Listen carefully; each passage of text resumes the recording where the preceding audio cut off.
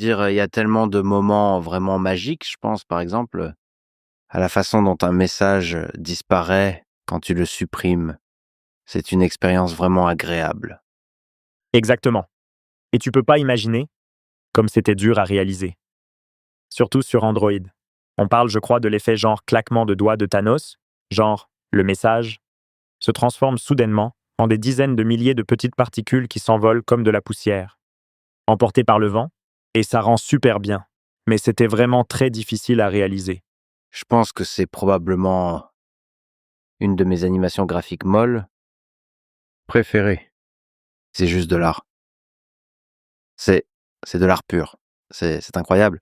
Du coup, c'est chouette d'entendre que tout a été vraiment réfléchi et peaufiné parce que c'est extrêmement bien fait.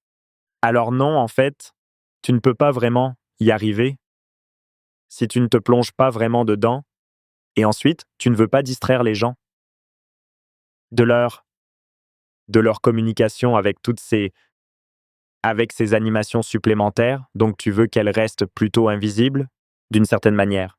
Elle crée la sensation, mais en fait, elle ne distrait pas. Oui, et en fait, pour y arriver, tu dois surmonter encore plus de défis. Par exemple, tu as mentionné cet effet de suppression où le message disparaît.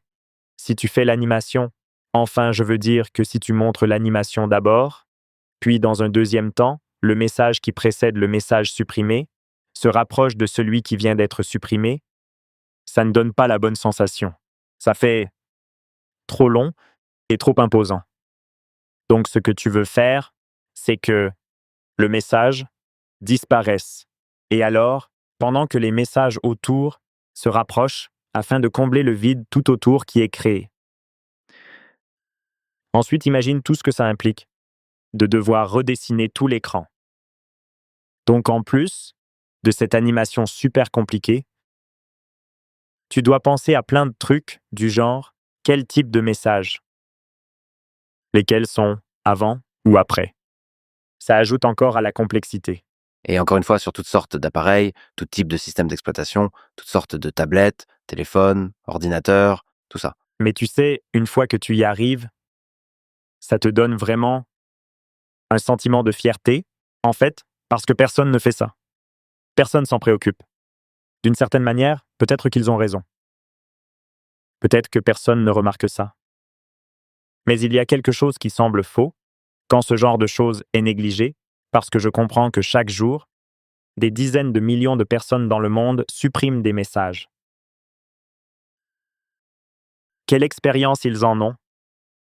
Est-ce une expérience qui les inspire, peut-être même inconsciemment, et fait chanter leur cœur, ne serait-ce même qu'un tout petit peu, qui les remplit de joie, améliore leur humeur, même un tout petit peu, de 0,001%, ou est-ce quelque chose de simplement basique? Et je pense que si on peut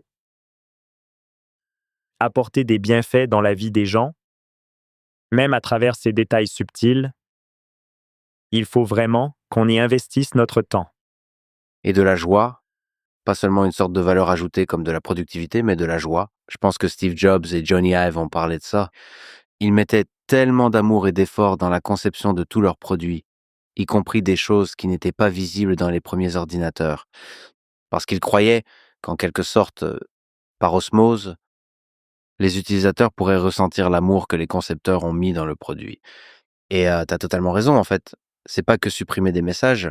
Genre, je ressens comme, un petit peu de joie quand je vois cette animation d'évaporation. C'est juste sympa, ça me rend plus joyeux et donc je ressens cet effort et je pense que, des milliards d'utilisateurs le ressentent. Les gens aiment quand les autres font des efforts. Ouais, ouais.